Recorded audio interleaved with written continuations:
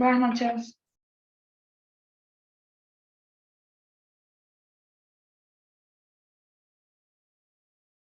Buenas noches.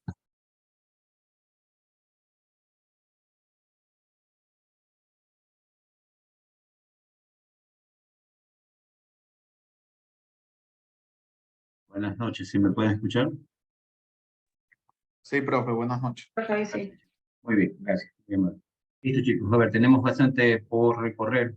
Ya tácitamente nos quedaría esta semana esta clase y las dos clases en la siguiente semana y estaríamos en recta para entrar a examen. A ver, estábamos pendientes todavía con los grupos de exponer. 3 grupos, ¿cuáles? Con relación a los temas que tienen que presentar. Listo, grupo número, nos habíamos quedado creo que en el 8, creo que nos tocaba. No, profe, le toca el número 10. Nos quedamos hasta el 9. El 9, ya, perfecto. Vamos con el 10. Listo. Grupo número 10. Mi compañero Yumbiño Macas va a proyectar. Perfecto, vamos.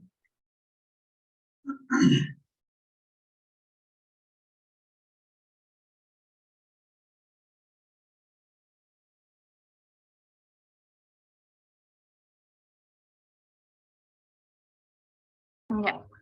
Buenas noches, profesor, compañeros. El grupo está conformado por Crespo Delgado Ángel, Tumbaco Ronto Jean Paul, Yumbillo Macas Cristian, Carpio Condo Ángel y quien les habla. Siente diapositiva, por favor.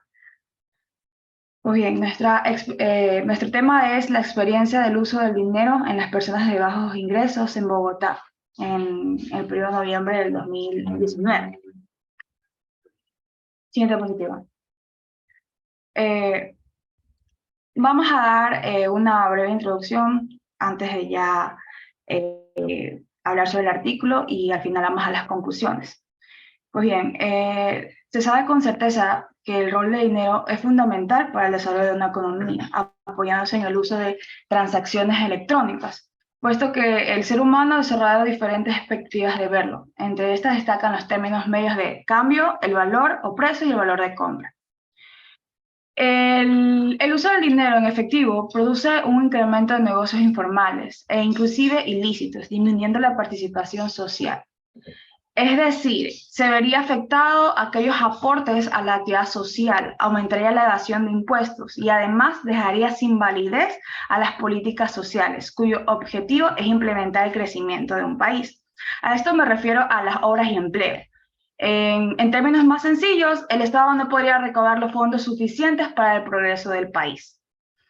Es por este motivo que Colombia, mediante la implementación de CAF, con ayuda de instituciones financieras, lograron la bancarización de un 82% aproximadamente de personas adultas, pero a su vez la población seguía sufriendo de un déficit en educación financiera. Cuando menciono CATS, hago referencia a la creación de cuentas de ahorro de trámite simplificado, el cual en sí permite que las personas de bajos recursos puedan formar parte de la bancarización de una forma más práctica, más sencilla, y sin la necesidad de recurrir a costos financieros. Cabe recalcar que la implementación de esta herramienta generó un crecimiento de las transacciones electrónicas, pasando de un uso del 5% a un uso del 35%, siendo valores positivos. Múltiples investigaciones aún demostraban un crecimiento del efectivo, el cual se debía al desconocimiento de la mayor parte de la población de educación financiera, puesto que las personas de bajos recursos apenas poseían títulos educativos de primaria o en mejores casos de secundaria incompletos, negándoles a un servicio seguro financiero. Es por esto que la Superintendencia de Bancas y Seguros, en compañía de las instituciones financieras, buscaban comprender las motivaciones y actividades de estas personas y poderlas conectar con algún servicio, asegurándoles una inclusión financiera. Bueno, haciendo un pequeño énfasis a lo que mencionaron nuestros compañeros, hay que aclarar la terminología bancarización y educación financiera. La bancarización quiere decir aquellas personas que tienen un acceso a aquellos productos o servicios financieros que por lo general ofrecen los bancos. Y educación Podríamos, disculpa que te interrumpa, Ángel, podríamos ir en función de las diapositivas, porque ahorita estamos todavía en, creo que estás explicando algunos conceptos, asumo que tienes los conceptos en diapositivas. No, la quería dar aquí en una introducción, licenciado. Son términos sencillos. Bancarización es cuando las personas poseen un producto o un servicio. Educación financiera es cuando el ser humano ya posee un conocimiento sobre finanzas, economía, etcétera. Ahora sí puede continuar. Siguiente diapositiva. Pues bien, la Asobancaria afirma que la educación financiera es importante para la población de bajos recursos, ya que esto le permitiría tener un mayor conocimiento, comprensión acerca de los riesgos financieros que pueden surgir. Así mejorando el bienestar de la sociedad y cada uno de los individuos, teniendo así un mejor estatus económico. Según la directora de Educación Financiera, Isabel Mantilla, como se menciona, estableció un plan de estrategia en el ámbito privado, incluyendo programas como Saber Más y Ser Más. Pues bien, aquí se ofrece contenidos que van desde la proyección financiera y a la vez ofrecen productos y servicios sin costo alguno. También se desarrolló un programa llamado Tu Ahorro App, que en sí cumplía con funciones de asesores financieros digitales, y este tenía una disponibilidad de las 24 horas al día. A raíz de esto, los bancos también han ejecutado sus propios programas de educación financiera, como por ejemplo encontramos a Bancolombia a través del Aula Saber. Pues bien, la ley 1328 del Congreso de la República de Colombia indica que la educación financiera es un principio del sistema de proyección al usuario, donde buscar implementar los conocimientos obtenidos de la población para que así incorporen estrategias indicadas para tomar decisiones de sus finanzas y a su vez la protección al riesgo. Pues bien, se pudo observar ahí que hubo un intento de implementación de estrategias de educación financiera en Colombia, que se impartía en los niveles de educación primaria y media obligatoria, pero no se pudo desarrollar este proyecto debido a que el Estado decidió finalizarlo. Siguiente diapositiva. Pues bien, en el presente artículo, en la parte de su metodología, se puede observar que el trabajo fue elaborado mediante un enfoque cualitativo, con el objetivo de entender a mayor magnitud el uso del dinero y su importancia, debido a que en sí estudia la correlación entre los individuos de bajos recursos de Bogotá, usuarios de productos financieros, y los procesos de bancarización y educación financiera, elementos que en sí son fundamentales en la toma de decisiones.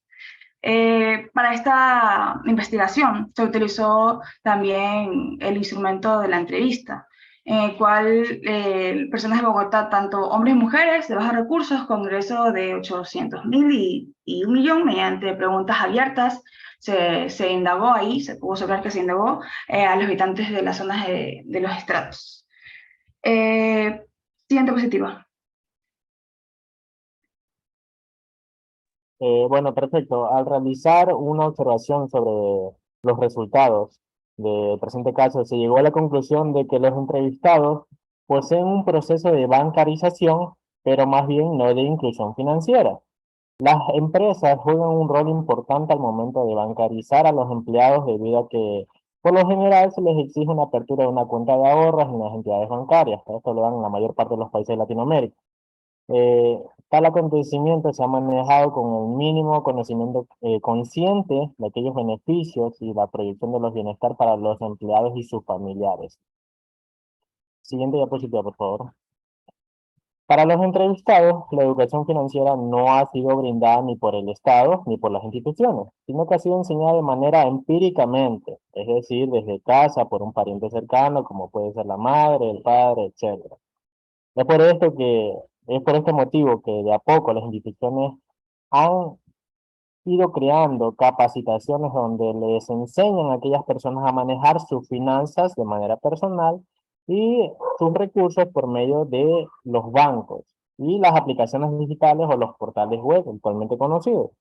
Pero los usuarios de estos medios expresaron claramente que preferían recibir la educación financiera de modo presencial, pues así la comprenderían más claramente. Además de que existe la incapacidad de pagar un plan de datos de internet muchas veces, y esto afectaría sus finanzas y el tiempo también de desplazamiento, recorrido de un lugar a otro, perjudicaba a los entrevistados y no podían acceder a esta educación. Siguiente diapositiva, por favor. Bueno, también se observa también que la mayoría de las personas que viven en Bogotá tienen un comportamiento similar al momento de usar su dinero. Pocas personas realizan un presupuesto de aquellos gastos, de lo que van a usar en el mes, o lo que van a destinar. Las personas que lo realizan lo hacen de manera empírica, es decir, en hojas de papel o en una libreta, o separada por partes. En sí, la mayoría son tomadas en cuenta las necesidades básicas y las ciertas cosas para vivir modestamente. Para todo gasto siempre tratan de buscar el mejor precio, economizando lo más que se pueda. La mayor parte de los entrevistados carecen de una educación financiera sólida y le tienen aversión o miedo a los préstamos con entidades financieras, lo que aprendieron de ahorro. Fue transmitido por sus padres, pero esto no es suficiente para mejorar su calidad de vida ni sus ingresos económicos. En la siguiente diapositiva, como conclusión, vemos que en la investigación expuesta se puede decir que las personas de escasos recursos económicos de Bogotá no poseen una relación directa con instituciones financieras. Es decir, la experiencia que le dan al dinero es empírica, se basa en aquello que pudiese ser tal vez beneficioso o excelente para mejorar su calidad de vida en el presente. La gran mayoría de estos ciudadanos desconocen de aquellas capacitaciones que brinda el Estado colombiano, puesto que se encuentran impartidas por medios que no poseen. Fijamente entre estos está el Internet. También una pequeña investigación que realicé personalmente, haciendo una comparación entre Ecuador y Colombia. Las personas bancarizadas actualmente, hasta el año 2022 en Ecuador, daba un 64%, mientras que en Colombia da un 59,72. Ecuador, hay personas que poseen más productos, bienes y servicios de los bancos. Y en conocimiento financiero, Ecuador tiene un 62%, mientras que Colombia un 60%. Y eso ha sido el tema actual. Gracias. Perfecto, muy bien. Esta investigación es interesante si en algún momento ustedes que ya están a punto de salir lo ven como también como una oportunidad de tema de investigación para tesis. Les recomiendo trabajar sobre este tipo de temas porque poco se ha hecho sobre investigación en educación financiera. Bueno, si bien es cierto, este artículo habla de Colombia, la idea era de mostrarles a ustedes otra realidad que no es muy distinta a la realidad ecuatoriana. Gran parte de nuestra gente tiene acceso a una cuenta de ahorro, que es lo típico, ¿no? Hay algunas personas de clase, bueno, no diría de clase, sino de nivel socioeconómico un poco más bajo que nosotros, y tienen acceso a cuentas de ahorro, tienen acceso a tarjetas de débito, pero el hecho de tenerlo no quiere decir, como también lo expresaron los compañeros en su investigación, que no necesariamente están incluidos dentro del sistema, no saben las bondades del sistema, no saben utilizar correctamente los instrumentos financieros, no saben las bondades que podrían tener estos productos financieros que podrían ayudarle en cierta medida, ¿no? Y la realidad no es muy despegada de nosotros. El gran problema que hay es que, aparentemente, si nosotros les preguntamos, yo le pregunto a cualquiera de ustedes cuál es el mayor tabú que puede haber en su familia, lo más seguro es que terminan respondiéndome es sexo. Es lo más típico como tabú, como un tema prohibido que no se habla en la casa. Pero uno de los tabúes más marcados dentro de una familia es justamente el tema de cómo manejamos el dinero. Eh, por lo menos en los hogares ecuatorianos es raro ver un proceso de adoctrinamiento por parte de los padres a los hijos de cómo debe ser el manejo adecuado del dinero. Y si no, es facilito poder encontrar evidencia de esta afirmación que estoy dando. Si yo les pregunto a ustedes simplemente cuál es su cultura de ahorro, lo más seguro es que algunos tendrán cierto nivel de ahorro, pero no porque se le inculcaron sus padres, sino porque ellos por ahí aprendieron, entendieron o vieron, pero es un patrón de comportamiento no muy común. ¿Ya? La gente no ahorra, la gente no invierte, ni siquiera conoce qué es inversión. A veces, si le preguntan a una persona aquí en el Ecuador qué es inversión, lo máximo que podrá ver o podrá pensar, bueno, es colocar en una póliza de ahorro, tener ese dinero guardado durante un tiempo en un banco. Esa es la inversión para el ecuatoriano.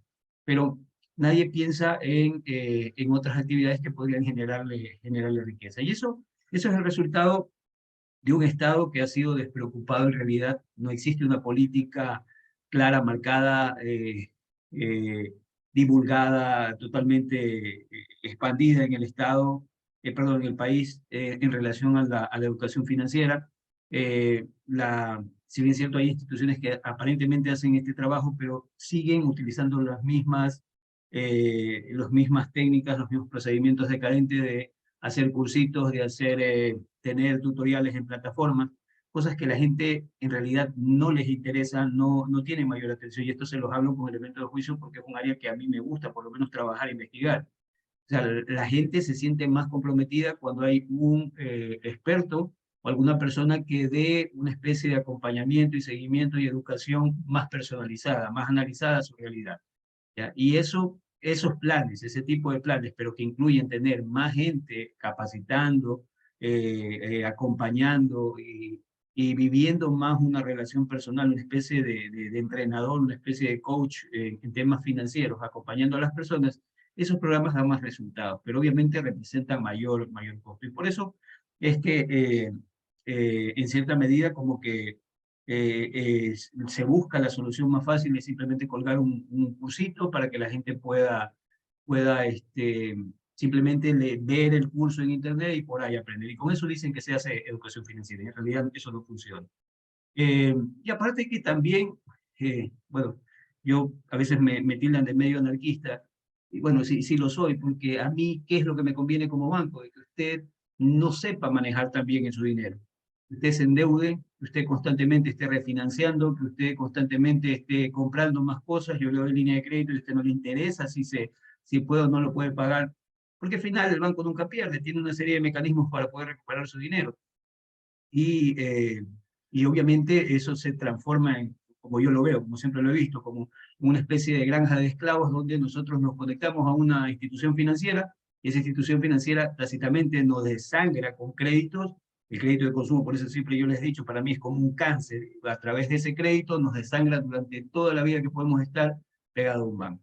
Entonces, romper ese cordón umbilical con las instituciones financieras, tener ahorro propio, invertir en cosas propias, cosas productivas que no necesariamente tengan que ver con la banca, puede ser una alternativa de salida, pero nos falta mucho en el tema de educación a nivel local. Este artículo es interesante, mis recomendaciones para ustedes que ya deberían estar pensando en temas de tesis, tómenlo como un elemento interesante para investigar. Inclusive, me pongo a las órdenes en el caso de que quieran hacer investigación de este tipo, porque yo ya he dirigido varias tesis de este tema de educación financiera, inclusive ahorita estoy haciendo una tesis bueno, no tesis, sino que voy a hacer una investigación que tiene que ver con el tema de infidelidad financiera. Se ha llevado el tema de infidelidad, pero tratado desde la perspectiva financiera, una de las principales causas de discusión en los matrimonios. Pero es interesante y apasionante el tema. Entonces, cualquiera que tenga el interés, a las órdenes en el caso de que deseen realizar algún tipo de investigación sobre el tema. Bueno, muchas gracias al grupo número 10. Perdón, 11. ¿11? ¿10? 10 era, ¿no? 10. 10, muy bien. Vamos con el 11. 11. Lo que con este terminamos, nos falta uno todavía.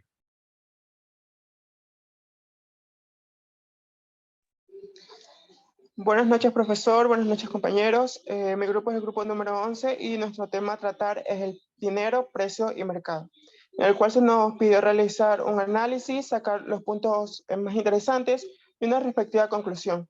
Pero antes decidimos presentar los diferentes temas antes mencionados para así tener una mayor comprensión de cada uno de los temas.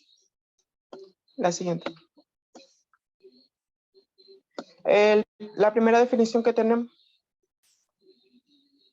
Perdón. La primera definición que tenemos es ¿qué es el dinero? El texto nos dice que el dinero es la medida que se expresa el valor de los bienes, además de funcionar como medio de cambio. Esto no, por lo tanto, podríamos decir que el dinero es todo aquel medio de cambio que las personas utilizan para comprar bienes y servicios. Asimismo, el dinero funciona como depósito de valor, es decir, como un activo mediante el cual se almacena riqueza. Esto, al mencionar que funciona como depósito de valor, se refiere a una de las funciones que tiene el dinero, que las voy a ir explicando más adelante. La siguiente diapositiva, por favor. En cuanto a las funciones, nos dice que sus funciones están inmersas en las finalidades de la economía, porque si la presencia constante de un medio de cambio sería prácticamente inoperante e inútil en sus funciones existenciales. Esto quiere decir que el dinero tiene relación con lo económico, más que todo por las transacciones comerciales o por la compra y venta, ya que sin esta no existiera o no tendría validez o sería obsoleto, por así decirlo. Algunas de las funciones que tiene el dinero es que sirve como medio de pago, o sea, sirve como medio de intercambio por bienes o servicios. También sirve como unidad de cuenta, o sea, que anuncia el valor de un producto, ya que si vamos a adquirir un producto, no vamos a decir cuántas camisas cuesta este producto, cuántas manzanas cuesta este producto, no cuánto dinero, o sea, para saber cuántas unidades monetarias cuesta un producto o servicio. También sirve como medio de cambio, o sea, se entrega dinero y a cambio se recibe un bien o servicio. También sirve como depósito de riqueza. Esto quiere decir que el dinero es utilizado para guardar poder adquisitivo. Recordemos que en la antigüedad se utilizaba el trueque. Y normalmente lo que se intercambiaba eran alimentos y estos alimentos tendían a podrirse o dañarse. Lo que pasa con el dinero es que no sucede esto y se permite conservar en el tiempo, lo que permite ahorrarlo y en un futuro sigue siendo dinero. En cuanto a los tipos de dinero, existen dos tipos de dinero. El primero es el dinero fiduciario, que este no se basa en el valor del metal precioso de la moneda, ni el papel del billete, sino más bien el valor que le da el gobierno o el valor que le da el Estado a este billete o a esta moneda para el intercambio comercial. Más que todo tiene que ver con las monedas o los billetes. También tenemos el dinero bancario, que es el dinero depositado por las personas en los bancos, más que todo los depósitos bancarios. La siguiente diapositiva, por favor. Como siguiente concepto tenemos el concepto de precio, el cual el artículo nos da dos nociones complementarias de este concepto, el cual nos dice que se puede definir el precio de un bien o servicio como el monto de dinero que debe ser dado a cambio del bien o servicio. Otra definición de precio nos dice que el precio es el monto de dinero asignado a un producto o servicio o la suma de los valores que los compradores intercambian por los beneficios de tener o usar un producto o servicio.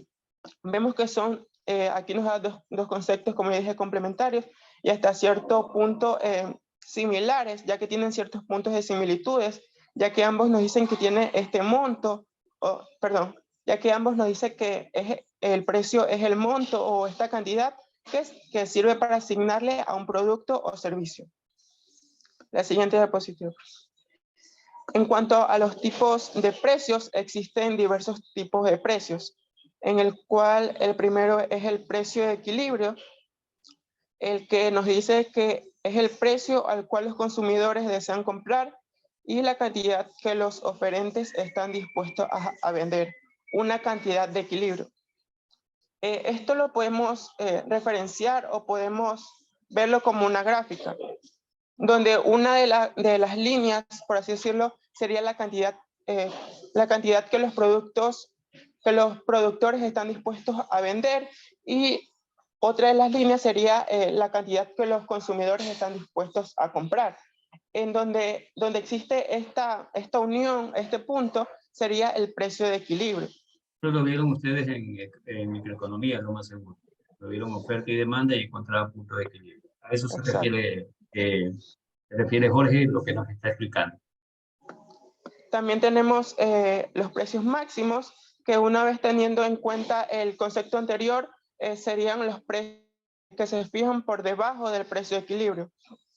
Estos son precios que usualmente son puestos por la ley y prohíbe que se comercialice a un precio diferente al que se está estipulando. Este es uno de los puntos que se me hizo interesante, ya que tiene relación con otro tipo de precio, el precio de mercado negro, ya que al bajar O sea, al fijar el precio por debajo del precio de equilibrio, lo que va a hacer es que los productores no produzcan una suficiente cantidad para toda la población, para todos los consumidores. Lo que va a hacer que esta parte de consumidores que se quedan sin el producto recurran a este otro tipo de mercado, al mercado negro. Siendo así un tipo de mercado ilícito, por así decirlo. Generalmente es producción que viene de contrabando, producción robada, y a eso pertenece el mercado negro. Sí. Y ya el último precio que tenemos es el precio mínimo, que es un precio que se fija por encima del precio del equilibrio. La siguiente diapositiva. Por último, tenemos el concepto de mercado, en el que el texto nos dice que es el lugar donde se reúnen o convergen, o sea, coinciden tanto compradores y vendedores para realizar sus operaciones de intercambio de bienes o servicios. Esto es un concepto fácil de asimilar, ya que es este lugar donde se realizan el intercambio comercial. Y cabe recalcar que actualmente el concepto de mercado ha evolucionado, ya que no es solo este lugar físico, sino también mercado sería este lugar virtual, ya que también se permite o se pueden realizar compras de manera virtual a través de ciertas aplicaciones. Y en sus tipos tenemos el mercado financiero y el mercado de capitales. La siguiente diapositiva. Y los temas que se nos hicieron interesantes, como ya lo mencioné, el precio de mercado negro, más que todo por esta relación que tiene con el precio máximo que ya antes mencioné, y el sistema monetario, acuñación de la moneda, que es un tema que también venía en el texto y no quería dejarlo fuera sin explicar un poco. El sistema monetario es el conjunto de unidades monetarias que existen o entran en un país determinado o que un país determinado considera como valiosas. Y acuñación de la moneda, este término no tenía conocimiento a qué se refería y se refiere como que a la creación o al proceso que un país crea o, no sé, como que difunde o emite esa moneda. La cuña es como una especie de punzón que anteriormente se utilizaba para poner marcas en las monedas. O sea, la acuñación en sí es como una especie de marca que se coloca en una moneda para identificarla como propia. Originalmente eran propias de reinos, de esos estados iniciales, ¿no? Entonces, las acuñaban, era como una marca que lo que hacía la cuña era dar certificación de que era de oro, era de plata, era el metal que correspondía y tenía un peso adecuado. Eso implicaba la cuña, es decir, como Estado o como reino, eso tenía valor porque el reino lo respaldaba, el reino lo decía así.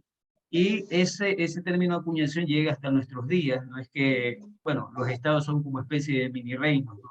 Y estos también, cada moneda tiene pues, imágenes de próceres, imágenes de lugares propios de cada país, tanto billetes como moneda. Obviamente el término acuñación se refiere a la moneda, no al billete, pero el término acuñación, a las monedas, perdón, ustedes pueden ver, ustedes toman el dólar y ven diferentes formas que tienen y generalmente tiene el nombre de la nación que emite esa moneda. Y ya para finalizar la última diapositiva. En conclusión, el dinero y sus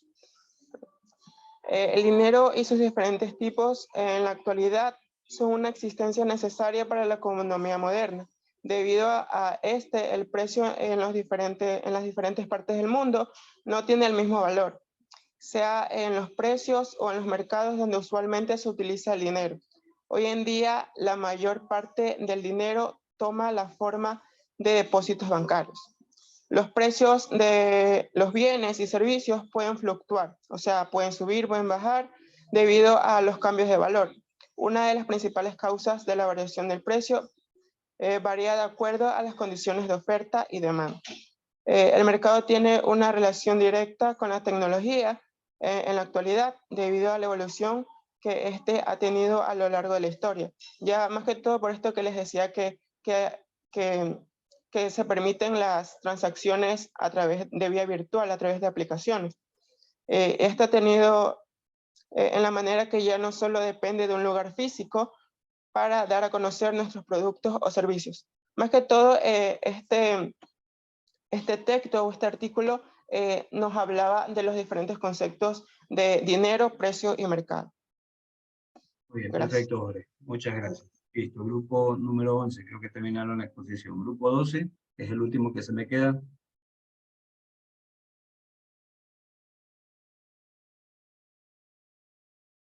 Grupo 12 está Lino, está Velasco, está Méndez, está Mora y está Ochoa. Grupo 12, ¿están acá?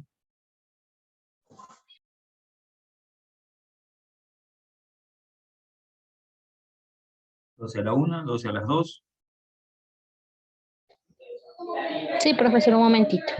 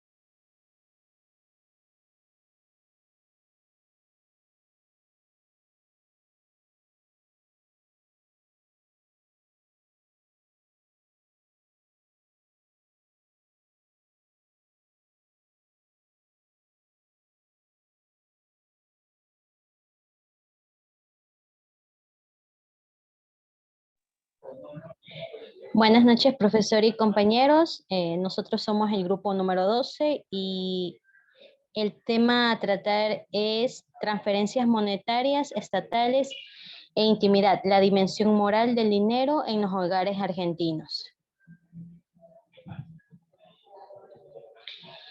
Prácticamente este ensayo propone con aproximación al significado social, ético y moral que tiene el dinero que ha sido entregado en este caso por el Estado a personas con bajos recursos o con necesidades económicas.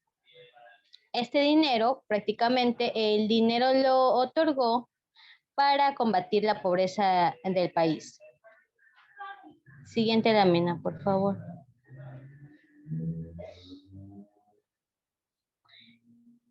El objetivo de esta tesis fue recolectar información para relacionarlas entre sí, llegando a la conclusión cualitativa sobre la importancia y el efecto que tienen estos programas del Estado, que entregan dinero a personas con dichas características dentro del país, en este caso Argentina. Asimismo, se analizó el significado moral que el dinero posee en estos casos. Siguiente lámina.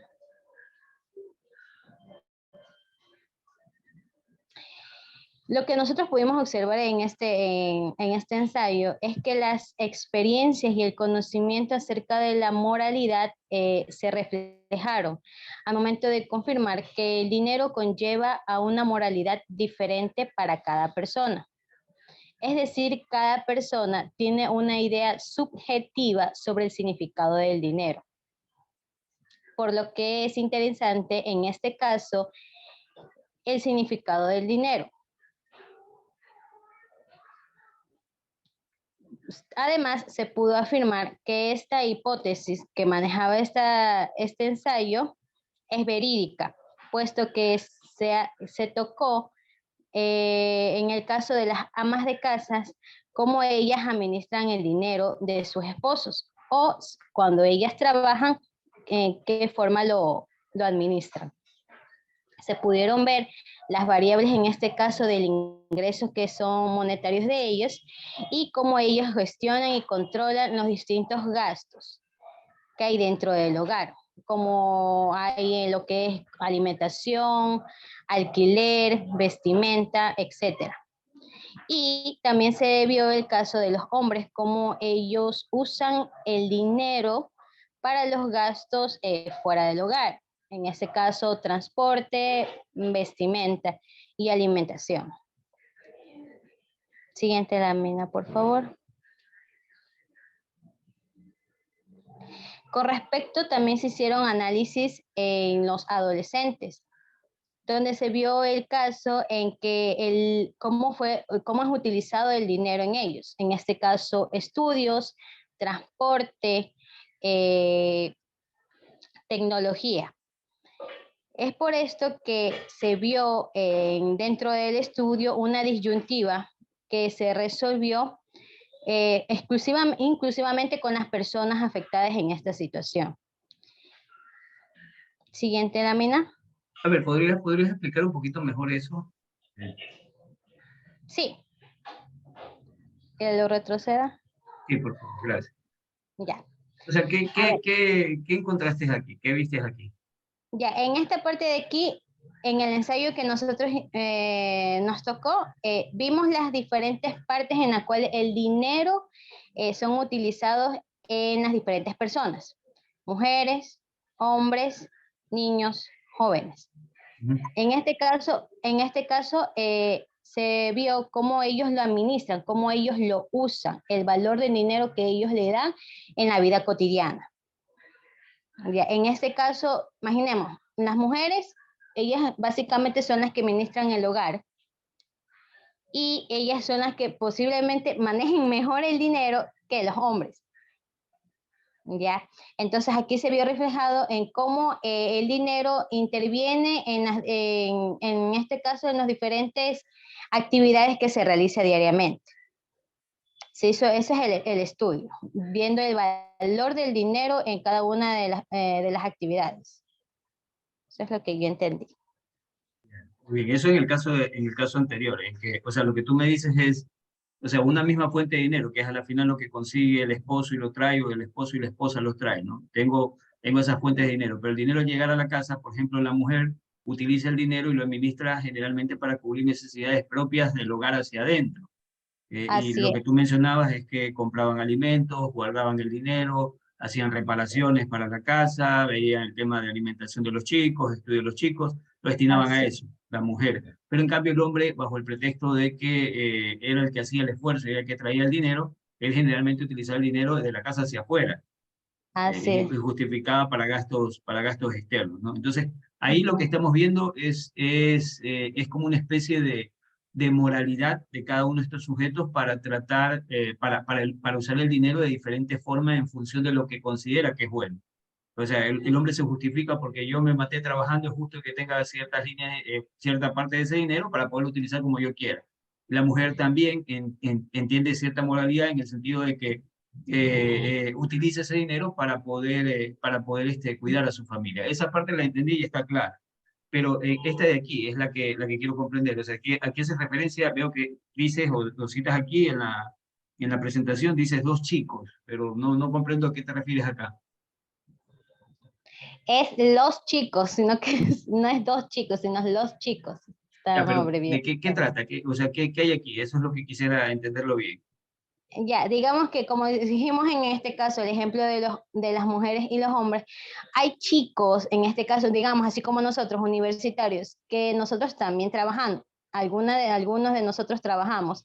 Entonces, el uso que nosotros le damos al dinero es, en este caso, para los estudios, obviamente, para vestimenta, para alimentación, si no llegamos a vivir con nuestros padres.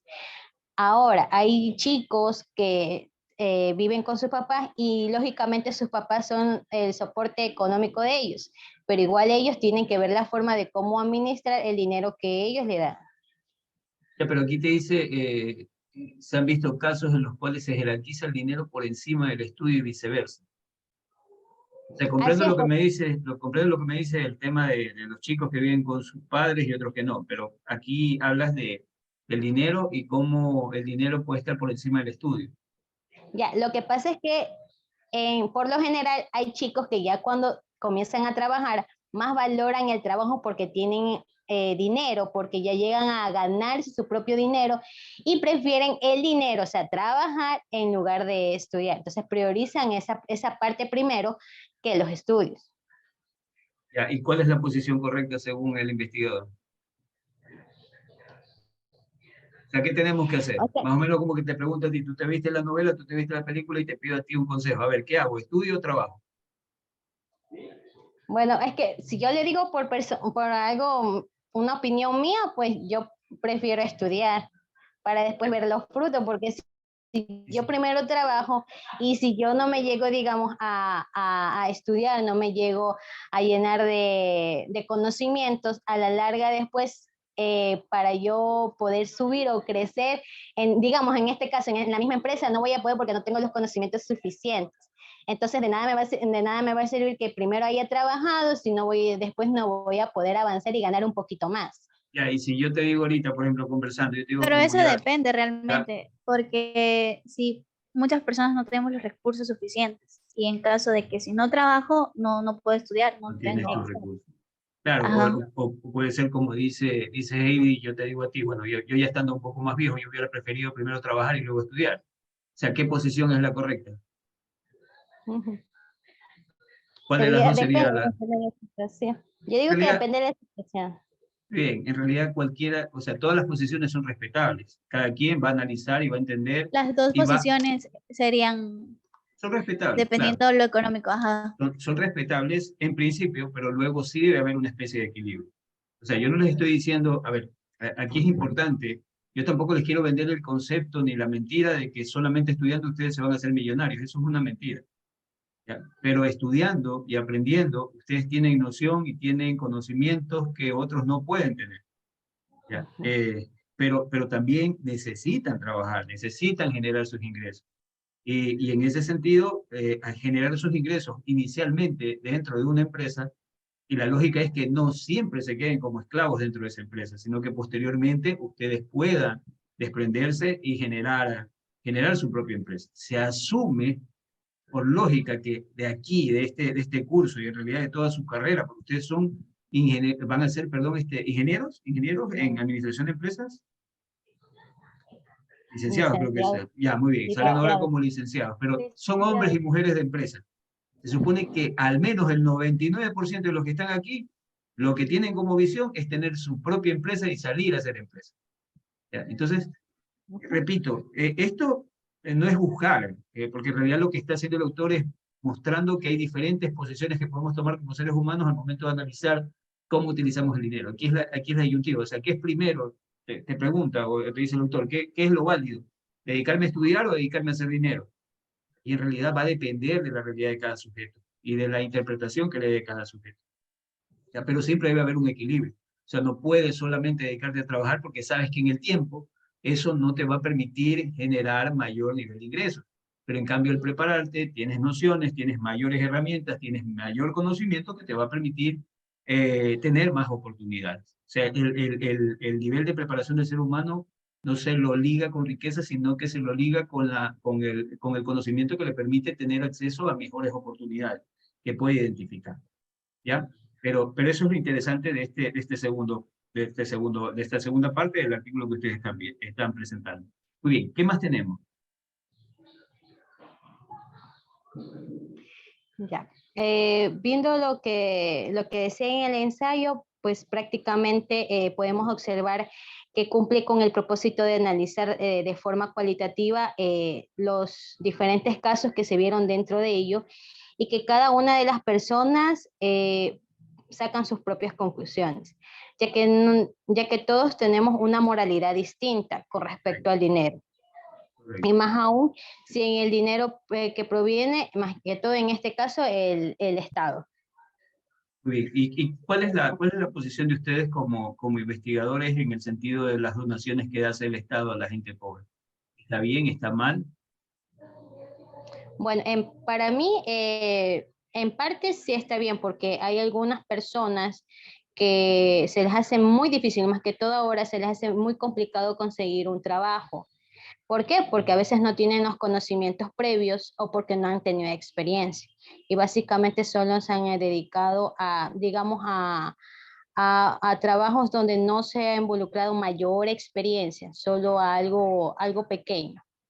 ¿Ya? Y en estos programas que da el gobierno, en este caso, ayuda a las personas de bajos recursos, es algo motivacional, sí, pero por el momento.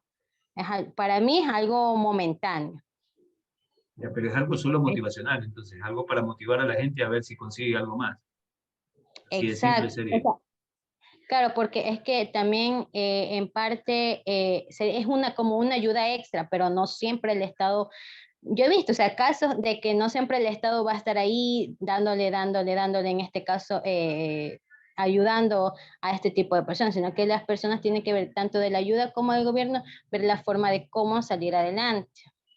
Ya, bueno, muy bien. O sea, son criterios respetables, pero aquí la lógica que debería primar es que eh, el gran problema que nosotros tenemos al momento de pertenecer a una nación es que el hecho de que hay cierta parte de la población que no necesariamente tiene oportunidades para poder crecer. Y aquí siempre les voy a repetir el hecho de que siempre nos dicen el pobre es pobre porque quiere. Eso, como siempre les digo, eso es una mentira en todas las palabras. El pobre no es pobre porque quiere, porque yo he visto gente pobre que en realidad se mata trabajando y no puede progresar, no porque ellos no quieren, no porque no tienen la fuerza, no porque no quisieran darles mejores cosas a su familia, sino porque simplemente no se les presentan oportunidades. ¿Ya? Y estas ayudas son bien encaminadas. Ese es el problema, que hay ayudas que no están bien encaminadas. Por ejemplo, ustedes ven en la campaña electoral que hay ahorita, o sea, te están regalando hasta apoyos por un voto. O sea, ¿qué tipo de ayuda es eso? ¿Qué tipo de ayuda es eso? O sea, ¿cómo puedes ver que un candidato te esté regalando un pollo por un voto? Indistintamente de quién sea. Porque hay otros que te dan sacos de arroz, otros te dan colchones, te dan esas cosas. O sea, eso no, la gente necesita oportunidades. Son las ayudas oportunidades, momentáneas, se podría decir así. sí, son ayudas momentáneas. O sea, lo que ustedes como gente, como futuros profesionales, lo que necesitan es lugares donde puedan trabajar. Ustedes necesitan si son empresarios, y asumo que aquí muchos han de tener muy buenas ideas en la cabeza, tener alguna especie ¿cómo le llaman esto? Incubadoras de empresas donde ustedes puedan plantear su idea y hayan inversionistas que los ayuden a crear su empresa y esa empresa arranque. Y no solamente arranque, sino que sobreviva en el tiempo, ¿no? Pero nosotros no podemos ver que ninguno de estos ignorantes que nos quieren gobernar ni siquiera hacen cosas que tengan ese sentido. O sea, quiero que lo comprendan, y eso se los digo como ser más viejo que ha estado en esta tierra, antes que ustedes, en el sentido de que nosotros no somos pobres porque queremos, sino porque en realidad a nuestra gente le falta oportunidad. Gente muy humilde que en realidad se mata día y noche trabajando, pero que no, debido a que no tiene oportunidades. ¿Y a qué me refiero con oportunidades? Que sus hijos puedan acceder a estudios, que ellos mismos puedan acceder a estudios, que ellos puedan de alguna manera capacitarse en algo más, en una actividad que puedan aprender y que puedan mejorar su nivel de ingreso. Y eso no lo tienen. Y ustedes pueden ver que a veces el mismo guardia, sin desmerecer el trabajo, sigue siendo guardia hasta viejo. ¿Ya? Y es una persona que a veces, de verdad, ha dado todo por su familia, pero no ha tenido oportunidad para poder sobresalir. Pero bueno, nosotros a veces juzgamos desde la perspectiva o la posición que tenemos, ¿no? Y a eso se refiere este artículo, el tema de la moralidad que puede tener el dinero visto desde los ojos de la persona que termina a juzgar, en función de sus principios, valores, preceptos, termina diciendo si eso es bueno o malo. ¿De acuerdo? Indistintamente de eso, los criterios son respetables. Muy bien, chicos, perfecto. Creo que hemos terminado con las exposiciones y ahorita sí vamos a tratar de hacer una revisión de todo lo que corresponde a varias partes del material que tenemos que ver. Así que les ruego presten atención porque esto es material ya de examen.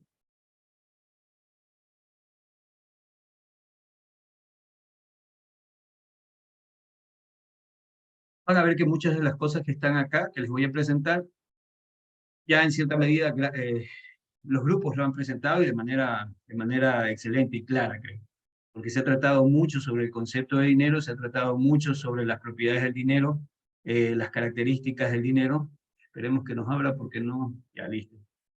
Entonces, vamos a hacer un recorrido de ciertos temas. Aquí hay casi 100 diapositivas. Voy a tratar de avanzar lo más que se puede. Es importante que ustedes las puedan leer y puedan irlas asimilando o relacionando con lo que hemos investigado, con lo que hemos trabajado. Entonces, el dinero junto con la rueda y el fuego se encuentran entre las invenciones más antiguas sin las cuales el mundo moderno no podía haberse desarrollado. Pero es mucho más misterioso que eso y nosotros ya lo hemos podido ver. Hemos podido ver esto porque vemos que el dinero no es algo frío, sino que es algo que se relaciona justamente también con cuestiones propias del ser humano, comportamientos del ser humano, sentimientos del ser humano. Es una unidad de cuenta que cambia de tamaño con una vara de goma, un depósito de valor que puede aumentar de tamaño o concentrarse en el tiempo, o contraerse, perdón, en el tiempo, un medio de cambio que frecuentemente nunca sale del banco. En otras palabras, aquí ya me está introduciendo varias de las propiedades del dinero, ¿no? Que tiene como depósito de valor, como unidad de cuenta, como medio de cambio, que también varios de los grupos lo han presentado. No se sabe con seguridad cuándo el ingenio humano pensó por primera vez el dinero.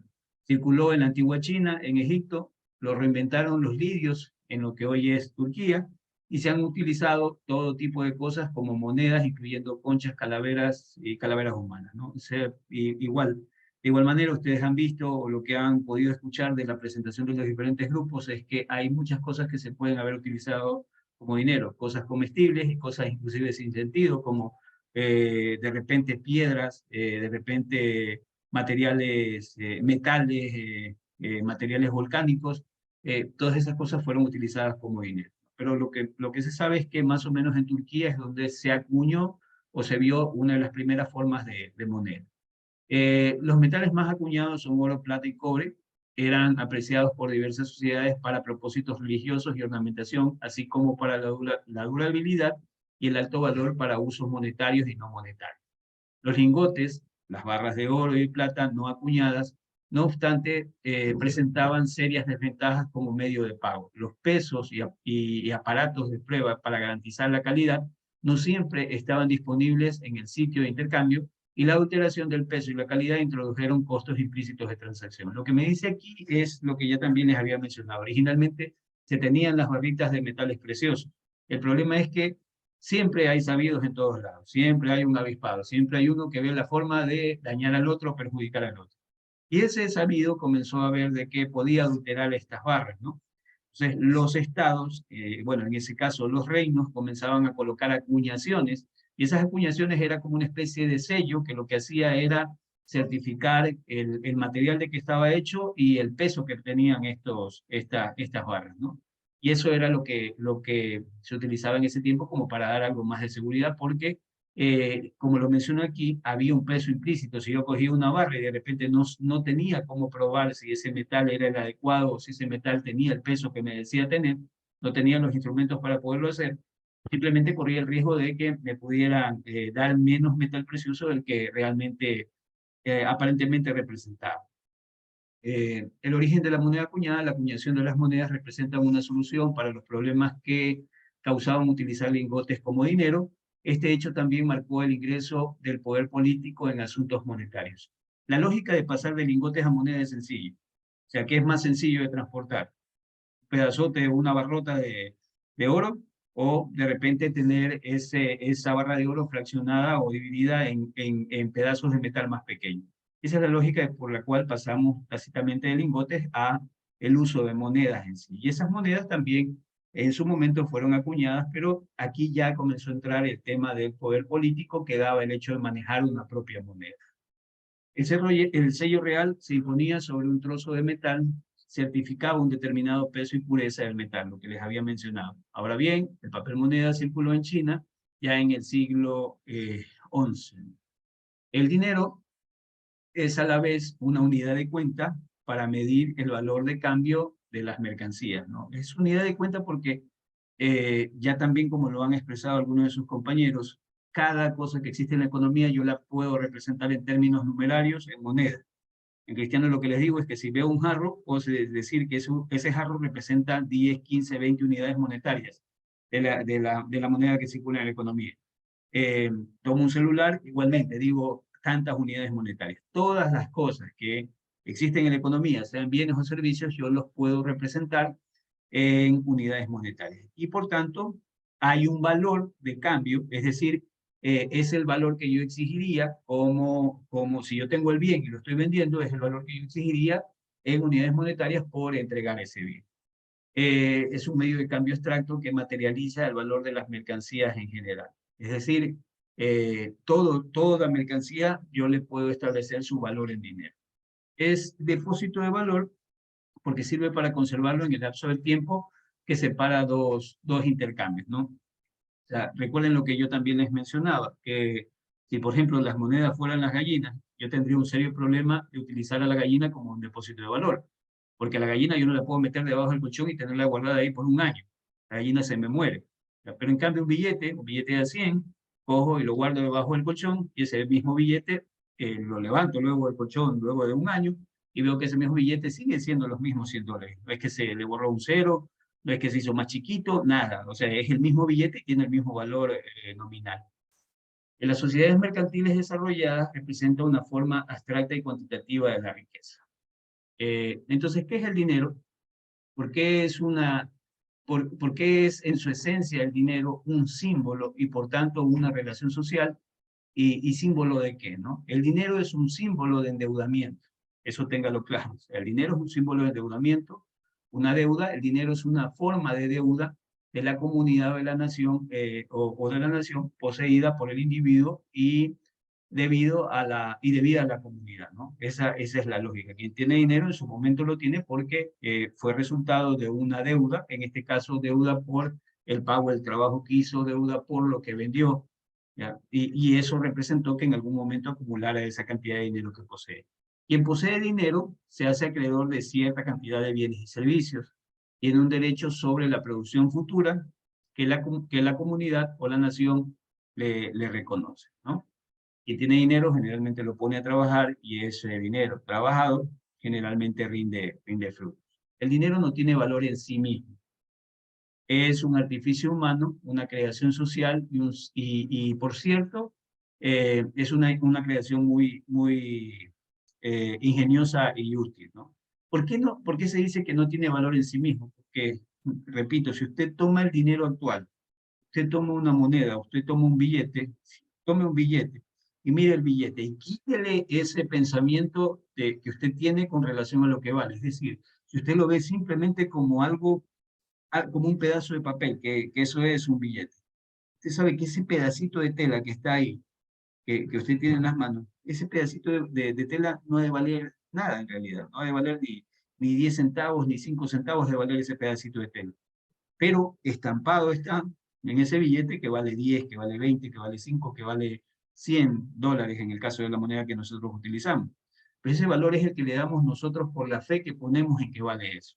Y esa fe, recordarán ustedes que también se los había mencionado en la clase anterior, tiene que ver con la fe que nosotros tenemos en la institución, en la institucionalidad, en el Estado, en las instituciones que están detrás de la emisión de ese billete.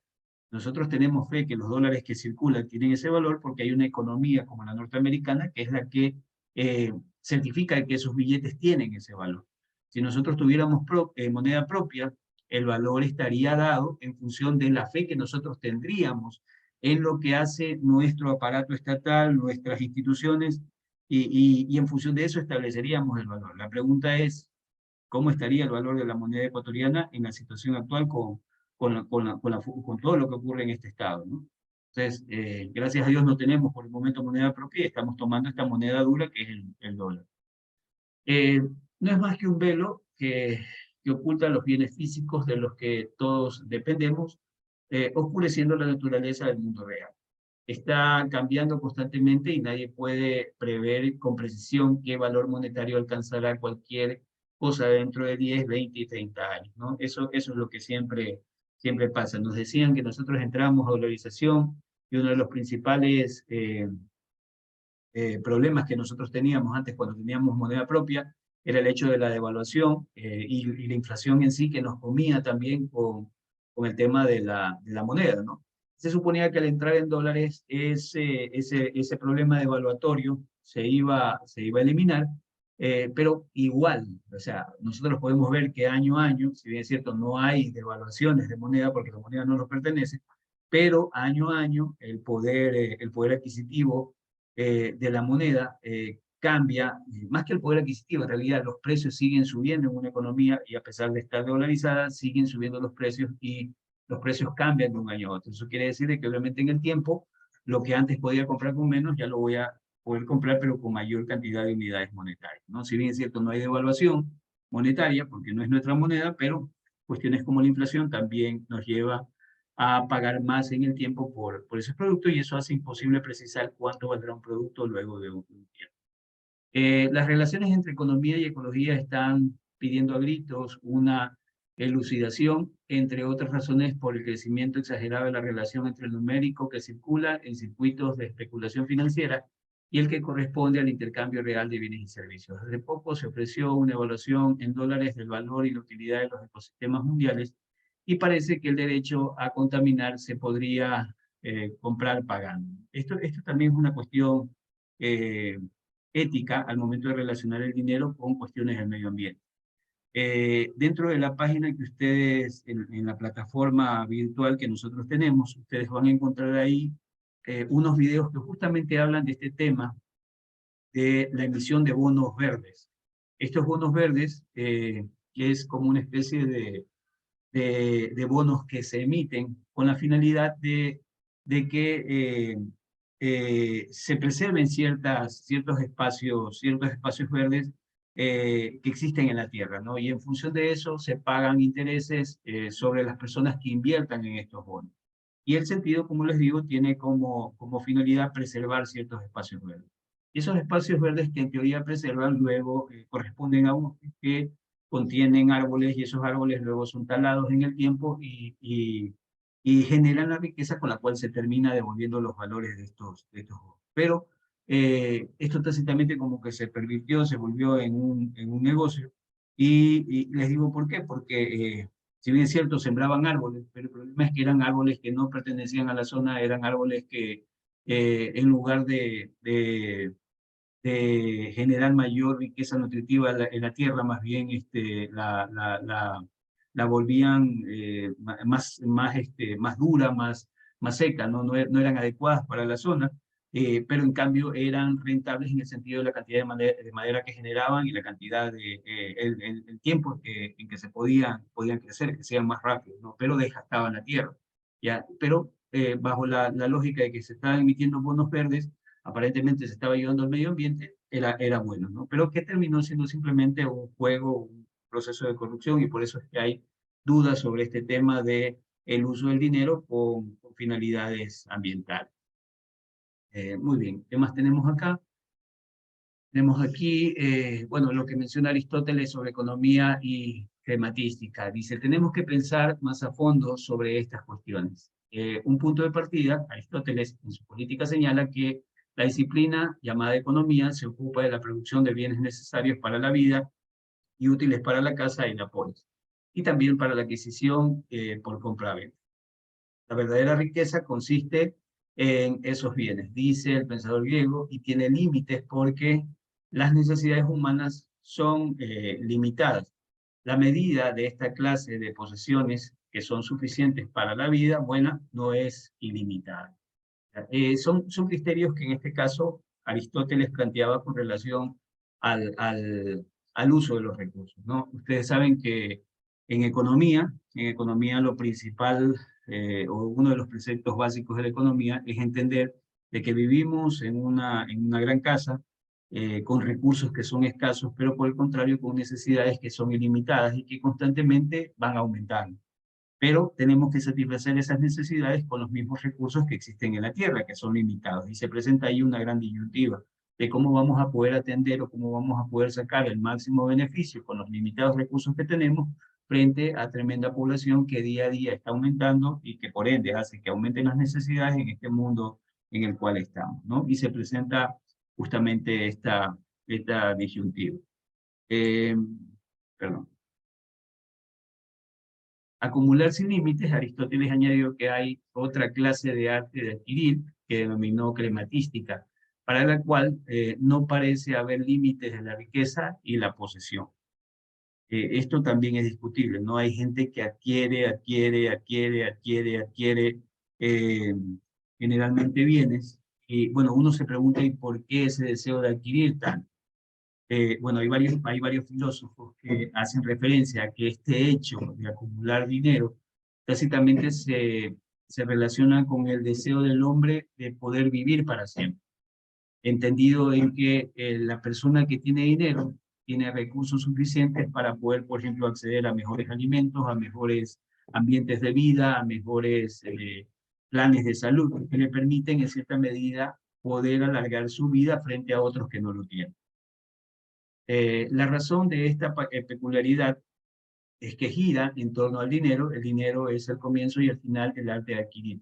Y como el dinero se puede acumular indefinidamente, no hay límites en su adquisición. Bueno, otro pensador refiere sobre el dinero. Casi 20 siglos después, Locke señaló algo parecido. Como el oro y la plata no se deterioran, al contrario que otros bienes perecederos, resulta posible acumularlos casi indefinidamente. ¿Sí? Eso tiene sentido, ¿no? Entonces, la gente familias enteras que han acumulado por siglos oro son materiales que no se dañan en el tiempo, que preservan su valor y que los mantienen todavía en forma de riqueza hasta el día de hoy dentro de su familia. Con esta acumulación aparece, según Locke, el deseo antes inexistente, el deseo de poseer más de lo que necesita. Recuerden ustedes lo que decíamos nosotros también cuando vimos el video en relación al nivel de satisfacción que nos da a los seres humanos el ganar dinero. Se activaban en nuestros cerebros los mismos, se iluminaban el cerebro, de acuerdo al examen que se hacía, ¿no? Se iluminaban los mismos lugares que cuando una persona consumía cocaína. ¿Ya? Y ustedes saben que la cocaína, al ser una droga de alta adicción, genera un placer, y los investigadores terminaban concluyendo de que ese nivel de placer, de satisfacción, de alegría, de euforia que generaba el consumir cocaína era muy similar al hecho que sentía una persona cuando ganaba dinero, ¿no? Y quizás eso podría explicar en cierta medida, de manera científica, porque el ser humano tiene esa ambición por poseer más y más y más y más dinero. Muy bien, acá otro pensador como es Marx, un pensador en este caso económico que creo que también hemos visto con ustedes, si no recuerdo mal, no, perdón, eso es de economía. Bueno, Marx, cuando ustedes escucharon hablar sobre Karl Marx en economía, aquí cita ciertas cosas, ¿no? El valor del uso de un bien consiste en la aptitud para satisfacer la necesidad humana. La utilidad de una cosa hace de ella un valor de uso. El valor de uso constituye el contenido material de la riqueza, sea cual fuere la forma social de ella. El valor de cambio se presenta como relación cuantitativa, proporción que se intercambia, en que se intercambian valores de uso de una clase por valor de uso de otra clase. Una relación que se modifica constantemente según el tiempo y según el lugar. Aquí lo que Karl nos dice es que hay dos tipos de valor. Uno es el valor del uso, que consiste justamente en la aptitud para satisfacer la necesidad que tiene un bien o un servicio, y el valor de cambio, que es el valor presentado en términos cuantitativos, ¿no? O sea, lo que se termina finalmente entregando en moneda por ese bien. Son dos cosas diferentes. Son dos cosas completamente diferentes. Un valor de uso y un valor de cambio. Esto lo presentó Marx en relación al dinero. ¿Qué más tenemos? Marx también habló sobre el valor, hipótesis del valor y el trabajo. Marx la denomina la ley del valor. Es solo la cantidad de trabajo socialmente necesario o el tiempo de trabajo socialmente necesario para la producción de un valor de uso, lo que determina su magnitud de valor. O sea, Marx generalmente lo que él mencionaba es que nosotros como seres humanos dedicamos cierta cantidad de tiempo para poder elaborar algo. Y las cosas deberían tener valor en función del tiempo que se le dedicaba. Entonces, eso es lo que le debería dar valor a las cosas, por el tiempo que dedica el ser humano al momento de elaborar. Y esto tenía sentido bajo el pensamiento de Marx, porque obviamente él lo que trabaja es mucho con la clase obrera, parte de la clase que generalmente elaboraba cosas de manera manual, y todas estas cosas manuales tomaban tiempo, que no eran cosas industrializadas, tomaban tiempo en su elaboración. Y lo que él decía era que cómo era posible que se pagara más por bienes industrializados frente a bienes que elaboraban los artesanos, que requerían mayor tiempo, mayor dedicación, y esos eran percibidos a un menor valor. Por eso es que expresa esta ley del valor y el trabajo. Muy bien, tenemos acá el dinero como mercancía. La mercancía es el producto transferido a través del intercambio a quien se sirve de él como valor de uso. En definitiva, una mercancía es un producto del trabajo humano destinado al intercambio y no ser consumido como por el productor o el grupo al cual pertenece. En su aspecto cualitativo, la mercancía es el valor de uso; en su aspecto cuantitativo, el valor de cambio.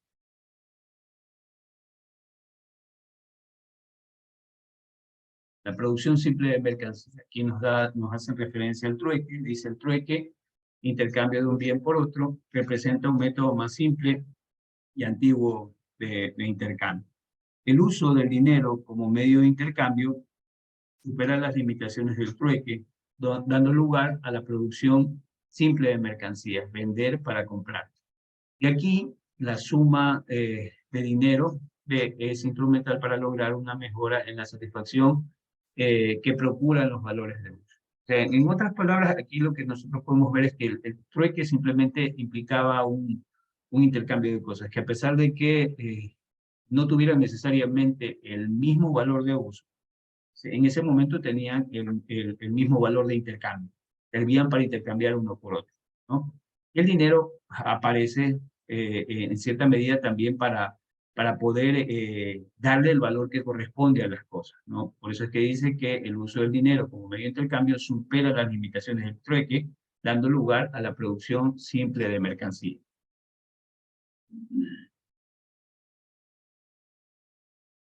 El ciclo mercantil, el cambio crítico ocurre con el siguiente paso histórico, que más llama la circulación mercantil capitalista: comprar para vender. Donde representa donde D representa de asterisco, representa una suma de dinero mayor que la D inicial. Lo que está explicando aquí es que hay dentro de la producción hay un ciclo. Se produce, se vende, ¿ya? Y eso que se vende luego lo toma alguien más y sirve para volverlo a vender. Y en ese proceso se genera más riqueza. Aquí el objetivo no es lograr mayor valor de uso, sino la expansión del valor monetario. Es como más o menos lo que ocurre cuando alguien de la ciudad va y le compra al agricultor su producto, paga un valor por ese producto, pero ese hecho de intermediación que hace ese comprador al momento de traerlo acá a la ciudad, se lo vende a otro más, y ese otro más lo vende obviamente a un precio mayor. No es que le están dando, no es que en ese momento la papa tuvo mayor valor de uso, ya no aumentó su valor de uso, sigue siendo la misma papa, sigue siendo la misma cebolla, sigue siendo el mismo tomate que se compró en la granja. El tema es que se le da un valor mayor monetario al momento de realizar el intercambio.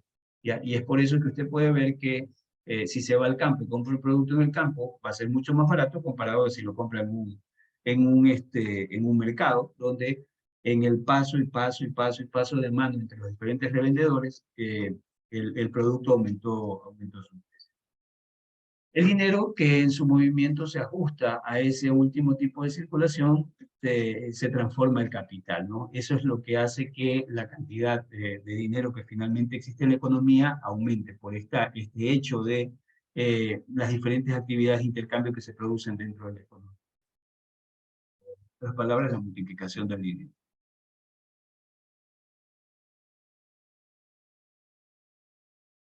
¿No? Capital y plusvalor.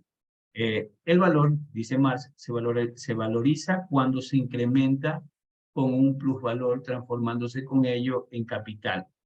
En definitiva, capital es todo aquel valor que aumenta con un valor o un valor adicional. Plusvalor o plusvalía, la forma monetaria de sobreproducto social o excedente producido por el trabajador, apropiado por el capitalista.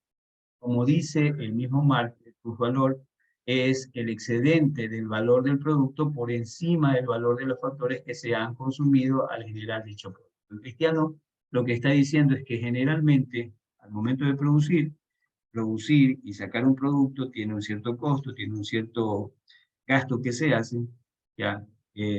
Pero ese producto aparentemente debería salir con un precio en relación a cuánto costó producirlo.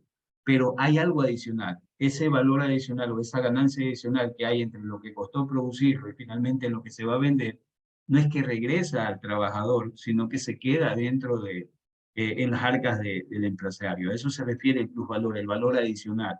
Y ese plusvalor obviamente le pertenece al empresario, el dueño de la fábrica, pero no regresa o no se devuelve o no se comparte con finalmente los trabajadores que fueron los que aportaron todo su esfuerzo para poder generar ese valor adicional.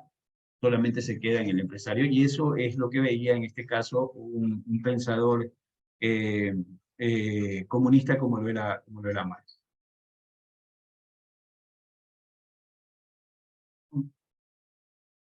Acá tenemos en cambio las 5 funciones del dinero que ya plantea Marx. Esto ya también nos suena conocido, ¿no? Medida general de valores.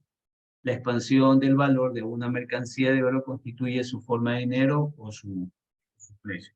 Patrón de precios, la medida de los valores es el dinero en cuanto a la encarnación social del trabajo humano, patrón de los precios como su peso metálico fijo. Tenemos aquí. ¿No? 3. Medios de circulación mercantil. El ciclo describe la serie de metamorfosis experimentadas por toda mercadería. Se enreda de manera inextricable con los ciclos de otras mercancías. El proceso en su conjunto se presenta como circulación mercantil. La masa de dinero que circula como medio de circulación viene dado por el cociente suma de precios de las mercancías, número de recorrido de las piezas dinerarias en la misma denominación.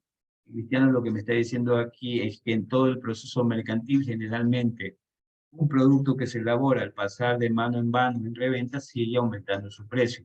No mejora ni cambia su valor de uso, simplemente lo que va a suceder es que va a cambiar su valor de intercambio. Mientras más manos pase o más gente lo revenda, obviamente va a tener mayor valor al momento de ser exigido su pago. Tesoro, atesoramiento del oro, de la plata, toda mercancía y no mercancía se convierte en dinero. Todo se vuelve venal y adquirible. Cita Cristóbal Colón en una carta desde Jamaica: el oro es excelentísimo. Quien lo tiene hace cuanto quiere en el mundo y puede llegar a que echa las ánimas al paraíso, ¿no? Esto en cuestión de lo que en su momento la iglesia hacía. Anteriormente, el que tenía dinero en la iglesia católica podía comprar el perdón de los pecados de sus familiares. Si mi abuelita se había muerto, yo iba a la iglesia católica y en ese momento habían como una especie de comunicados que sacaba la iglesia, se pagaba un cierto dinero a la iglesia y emitían un comunicado donde los pecados de mi abuelita se le perdonaban. Eso era la creencia que en ese momento se tenía. Y eso se hacía simplemente teniendo dinero. Es decir, que el pobre era condenado al infierno porque no tenía dinero para comprar la purga de sus pecados. Y esto no es cuestión mía, léanlo y verán que está en la historia. Y como medio de pago, vamos a pasar a que si un papel moneda propiamente dicho deriva de la función asumida del dinero como medio de circulación. Dinero crediticio tiene su raíz natural en la función de dinero en cuanto a medio de pago. Si ustedes pueden ver, lo que nos está mencionando aquí Marx es lo que sienta a las funciones de cuenta, son las más típicas que nosotros hemos podido ver.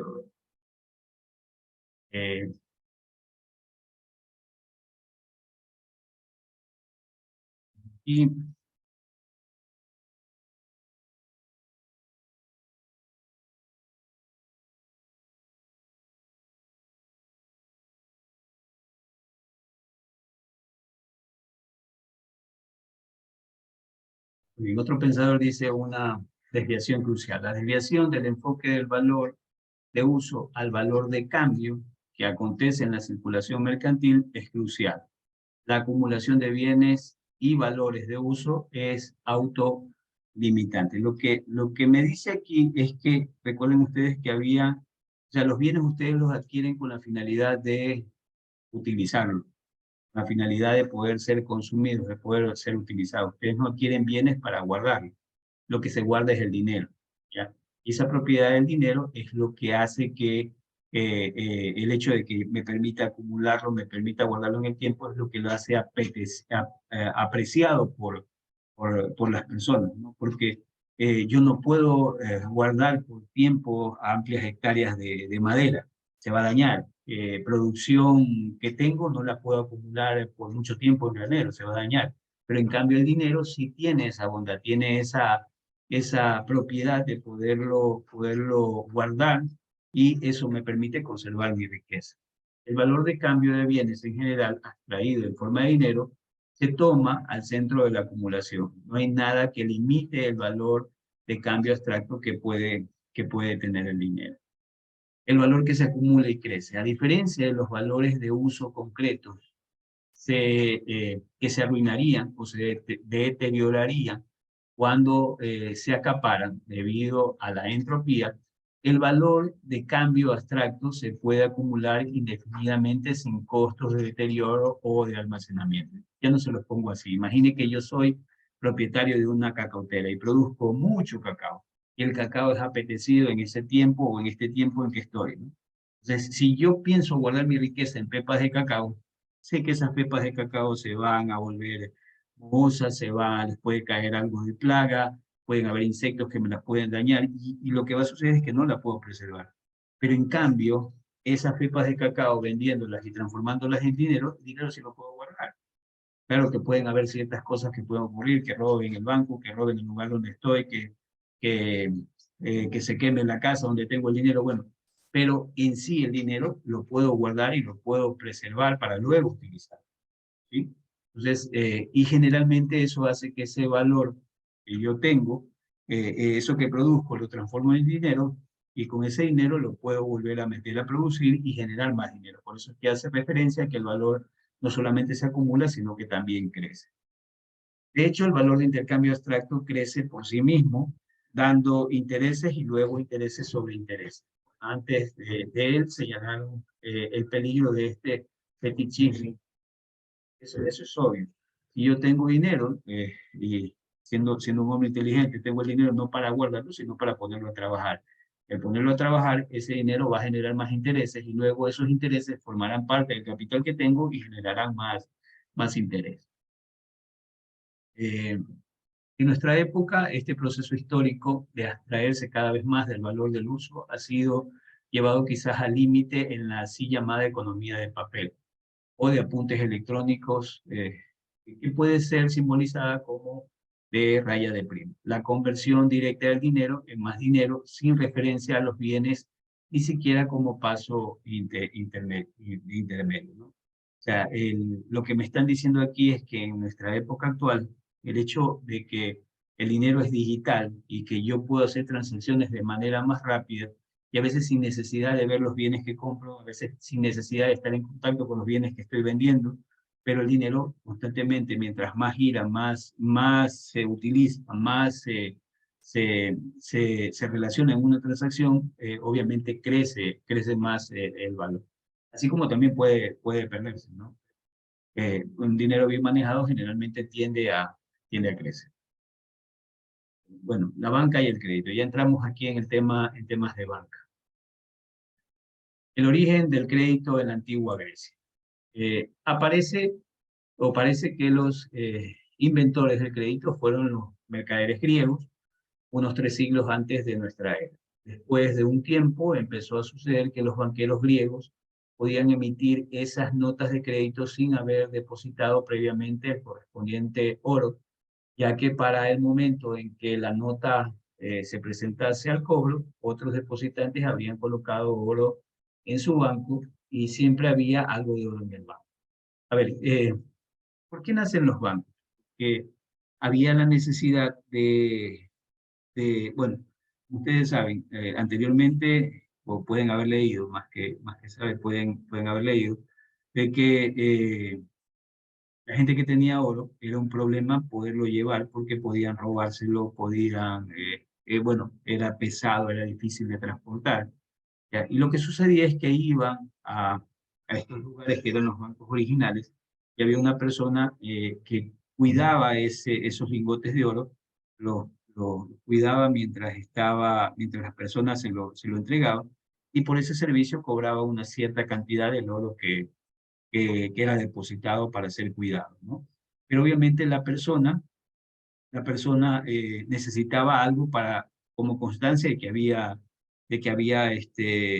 que tenía ese oro depositado en tal lugar. Entonces, se comenzaban a emitir como una especie de documentos, papeles, en los cuales se firmaba y se certificaba de que esa persona tenía cierta cantidad de oro en ese lugar donde se depositaba. Eso se utilizaba y tácitamente era algo que era mucho más sencillo de llevar, porque servía inclusive ese papel para pagar en otros lados, ¿no? Y de esa manera comienza a surgir este tema de la intermediación financiera. ¿Por qué? Porque lo que sucedía es que generalmente ese oro podía también ser utilizado por otros para poder hacer transacciones, ¿no? Entonces llegaban, me lo depositaban, hasta que regresaba la persona que depositaba ese oro, depositaba ese dinero que tenía, pasaba un tiempo, ese dinero podía estarse moviendo, ¿ya? Y se lo prestaban a otros y obviamente al prestárselo cobraban un cierto valor por ese dinero prestado. Y nace este tema de la intermediación financiera. Pero también aquí se puede ver, como lo menciona la diapositiva, no era necesario siempre contar con oro en el banco, porque finalmente en algún momento de todo el proceso, todo el mundo iba y depositaba una cierta cantidad de oro en el banco, ¿no? Entonces, es decir, que el banquero podía utilizar ese oro que le dejaron en consignación para ser guardado hasta que su dueño finalmente lo pudiera reclamar. Simple. Bueno, tenemos acá.